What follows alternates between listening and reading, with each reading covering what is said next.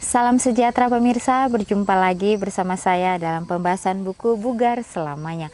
Buku ini menyuguhkan kepada kita bahwa perubahan pola hidup yang akan menambah umur dalam hidup kita dan menambah semangat di tahun-tahun kehidupan kita.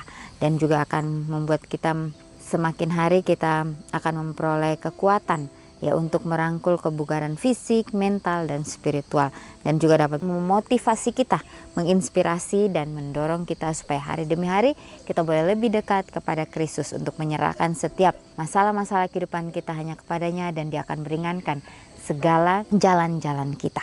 Pada saat ini kembali lagi saya mengundang akan seluruh anggota keluarga dan saudara-saudara semua. Kita dapat berkumpul bersama-sama. Kita akan mempelajari nasihat firman Tuhan pada saat ini, dan biarlah rencana-rencana indah Tuhan itu akan menjadi bagian masing-masing kita. Kita akan masuk ke dalam judulnya, Sukacita Terbesar. Ayatnya terdapat di dalam Kolose 3 ayat 13 dan 14. Sabarlah kamu seorang terhadap yang lain, dan ampunilah seorang akan yang lain apabila yang seorang menaruh dendam terhadap yang lain. Sama seperti Tuhan telah mengampuni kamu, kamu perbuat jugalah demikian.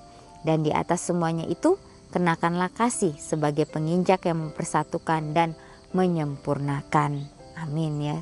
Sangat indah dan meneguhkan jiwa ada anak kucing yang menggosok-gosok kaki kita. Tetapi jauh lebih baik mendengar kata-kata manis atau merasakan pelukan yang memberi semangat dari seorang teman.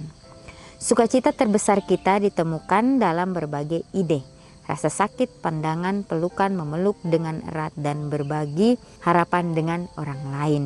Ketika Yesus mengajar tentang pelayanan, Dia mengutus murid-muridnya berdua-dua. Ketika Paulus dipanggil untuk melayani di Makedonia, Dia meminta Silas dan Dr. Lukas untuk ikut bersamanya. Saat Saul kesepian, dia meminta Daud untuk mengisi keheningan itu dengan musik. Ketika Dorcas bangun setiap pagi, dia membantu tetangganya. Ya, jadi suatu hal yang sungguh luar biasa, di mana dikatakan sukacita terbesar. Ya, jadi hal yang sangat indah bagi masing-masing kita. Bagaimana sukacita terbesar kita ditemukan dalam berbagai ide. Ya, mungkin di dalam rasa sakit, pandangan, pelukan, memeluk dengan erat, dan berbagi harapan dengan orang lain. Ya, jadi ketika Yesus mengajar tentang pelayanan, Yesus ini mengutus murid-muridnya berdua-dua. Dan di sini juga ada contoh sebagaimana Paulus pada saat dia dipanggil untuk melayani di Makedonia, dia meminta Silas dan juga Dr. Lukas untuk ikut bersamanya, sehingga mereka boleh saling menguatkan satu dengan yang lain. Begitu pula dengan Saul saat dia kesepian, dia meminta Daud untuk mengisi keheningan itu dengan musik. Begitu pula dengan Dorcas. Ya, bagaimana pada saat dia bangun setiap pagi dan dia selalu membantu akan tetangganya. Ya, jadi hal-hal yang sungguh luar biasa di dalam kehidupan kita, biarlah kita juga mau merasakan bagaimana kasih Tuhan itu di dalam kehidupan kita, dengan mau untuk berbagi satu dengan yang lainnya. Orang-orang berada dalam kondisi terbaiknya ketika hidup untuk orang lain. Namun hubungan yang sama ini membawa tantangan terbesar bagi kita. Manusia itu luar biasa, namun juga bisa mengerikan. Disitulah Sang Pencipta berperan, membawa persediaan, pedoman hubungan, siap dengan praktik latihan tentang cinta. Jadi nasihat firman Tuhan juga di sini dikatakan, ya, orang-orang berada dalam kondisi terbaiknya ketika mereka hidup untuk orang lain. Ya, namun hubungan yang sama ini membawa tantangan terbesar bagi kita. Ya, manusia itu luar biasa, namun juga bisa mengerikan. Ya, disitulah Sang Pencipta berperan untuk kita, membawa persediaan pedoman hubungan, siap dengan praktik latihan tentang cinta itu. Ya, jadi inilah pelajaran yang sangat bagus bagi masing-masing kita, ya, di mana kehidupan kita boleh terus bergantung, iman kepercayaan kita hanya kepada Kristus saja. Bagaimana menukar dendam dengan penghargaan? Janganlah kamu kalah terhadap kejahatan, tetapi kalahkanlah kejahatan dengan kebaikan, di dalam Roma 12 ayat 21.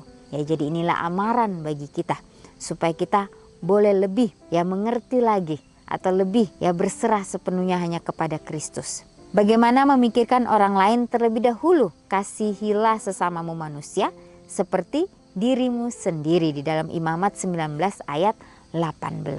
Jadi inilah yang harus kita praktekkan di dalam kehidupan kita setiap harinya. Bagaimana mengatakan sesuatu yang sulit diungkapkan dengan lembut.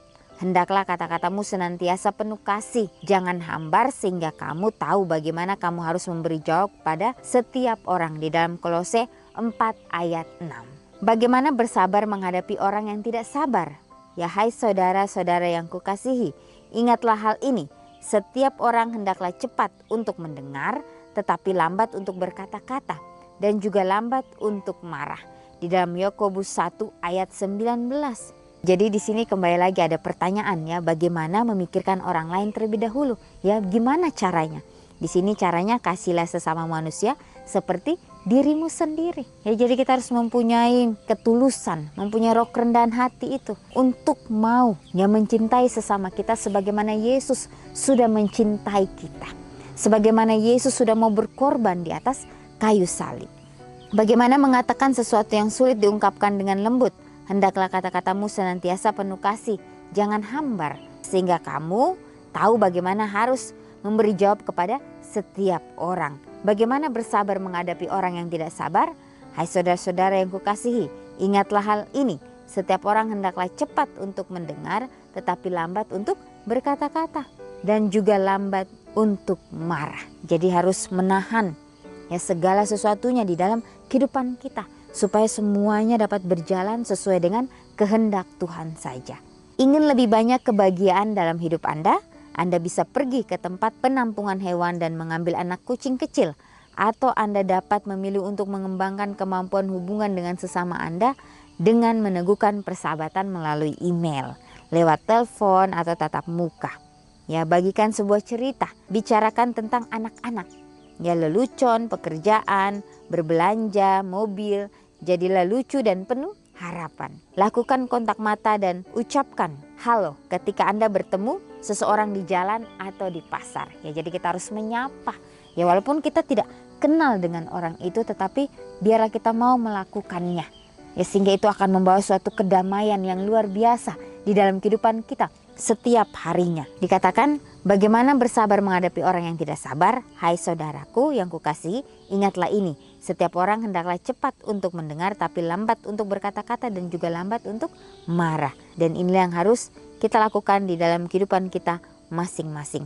Di sini juga dikatakan, ingin lebih banyak kebahagiaan dalam hidup kita, Anda bisa pergi ke tempat penampungan hewan, mengambil anak kucing kecil, atau Anda dapat memilih untuk mengembangkan kemampuan hubungan dengan sesama Anda dengan meneguhkan persahabatan. Dan juga meneguhkan persahabatan ini melalui email, lewat telepon atau tatap muka. Bagikan sebuah cerita, bicarakan tentang anak-anak.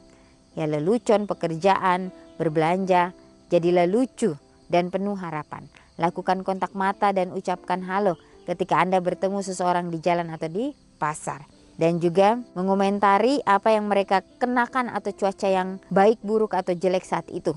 Bicaralah dengan seseorang yang Anda cintai. Ya, matikan komputer, perangkat stereo dan TV. Singkirkan semua gangguan dan fokus pada orang lain. Ajukan pertanyaan-pertanyaan yang jujur. Dengarkan, beri dukungan atau cintai. Ya, inilah yang harus kita lakukan di dalam kehidupan kita sebagai umat-umat Tuhan. Biarlah kita mau terus belajar dari Sang Pencipta kita. Mau terus melakukan apa yang Tuhan kehendaki di dalam kehidupan kita masing-masing. Beginilah cara George Eliot berdoa. Semoga setiap jiwa yang menyentuh jiwa saya, baik itu sentuhan sekecil apapun, mendapatkan kebaikan, sedikit rahmat, pikiran yang baik untuk membuat hidup ini berharga. Jadi inilah ya suatu kutipan yang luar biasa. Ya, semoga setiap jiwa yang menyentuh jiwa kita, baik itu sentuhan kecil ataupun mendapatkan kebaikan sedikit, rahmat, pikiran yang baik untuk membuat hidup ini lebih berharga. Dan itu akan menjadi suatu hal yang luar biasa. Ya, pengalaman-pengalaman yang luar biasa yang sebelumnya belum kita alami di dalam kehidupan kita masing-masing. Ya, disitulah akan membawa kita kepada sukacita yang begitu besar di dalam kehidupan kita, sehingga kita akan mengenal siapa Tuhan yang kita sembah. Kalau kita mengingat kembali bagaimana perjalanan Yesus pada saat dia berada di dunia ini, dia dengan murid-muridnya, mereka selalu memberikan yang terbaik untuk orang lain. Ya, bagaimana mereka juga selalu mengajarkan suatu pelajaran yang berguna. Ya, walaupun mungkin pada saat itu banyak orang-orang yang tidak senang, tetapi ada juga orang-orang yang mempunyai semangat Mereka sangat antusias untuk mendengarkan pekabaran yang akan disampaikan oleh Yesus. Ya, mereka merasakan bahwa ada sesuatu yang berbeda dari diri Yesus pada saat mereka mendengarkan kata-kata dari Yesus. Ya, apapun yang kita lakukan, biarlah kita dapat meminta akan tuntunan kuasa Roh Kudus supaya dapat menuntun kita ke jalan yang lebih baik, untuk dapat melakukan hal-hal sesuai dengan kehendak Tuhan saja. Ya, akan banyak tantangan rintangan yang kita hadapi, tetapi biarlah kita mau menyerahkan semuanya itu kepada Tuhan, maka Tuhan akan menyanggupkan kita. Dia akan memberikan kita kekuatan untuk terus melangkah hari demi hari. Biarlah setiap komitmen demi komitmen yang kita sudah ambil, kita doakan itu dengan sungguh-sungguh, ya, dan kita dapat menjalankan itu di dalam kehidupan kita, sehingga dimanapun kita berada, kita boleh menjadi berkat, kita boleh menjadi pembawa-pembawa damai itu. Ya, jadi suatu hal yang sekecil apapun itu untuk kebaikan orang lain, biarlah kita juga mau melakukan itu dengan sepenuh hati kita. Ya, karena kita hidup di akhir dunia ini. Ya, bagaimana setan terus bekerja keras untuk menjatuhkan setiap umat manusia. Dia tidak senang melihat kita untuk lebih dekat dan lebih dekat kepada Kristus. Dia akan mencari cara sehingga dia akan membuat kita untuk tidak fokus, membuat kita untuk menjalankan apa yang dia inginkan dalam kehidupan kita. Tapi jangan pernah kita goyah. Ya, jangan pernah kita takut, karena kita harus percaya bahwa Tuhan ada bersama-sama dengan kita. Inilah menjadi suatu renungan bagi kita. Biarlah kita boleh mendoakan ini dalam kehidupan kita dan kita dapat mempraktekkan itu. Kita akan berjumpa lagi di kesempatan yang berikutnya dan Tuhan memberkati.